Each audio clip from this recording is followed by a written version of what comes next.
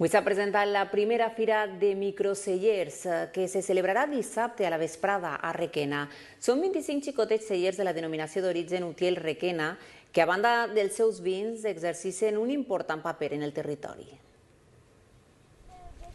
Tener una pequeña bodega para elaborar sus propios vinos es el sueño de muchas personas. En la Comunidad Valenciana existen 100 microbodegas certificadas por el Comité de Agricultura Ecológica. En unos casos son jóvenes emprendedores como Pablo, que cambió la arquitectura por esto.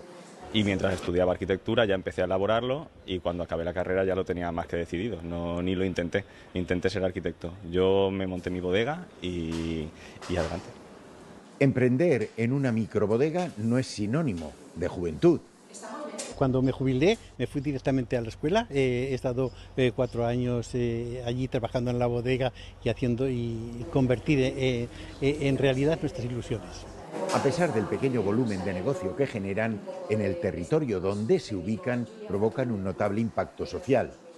Y bueno, sobre todo centrarse en la fijación de la población y en que los jóvenes puedan vivir del campo. Una forma de crear empleo y también en el mundo de la viticultura es una forma de elaborar a pequeña escala en la que el producto es singular.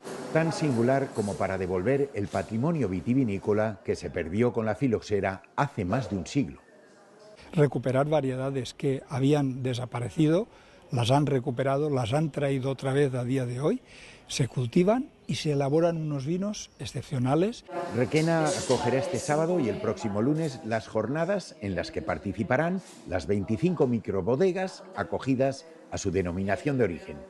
Las jornadas de microbodegas lo que tratan de poner es en valor la importancia del emprendimiento en el entorno rural.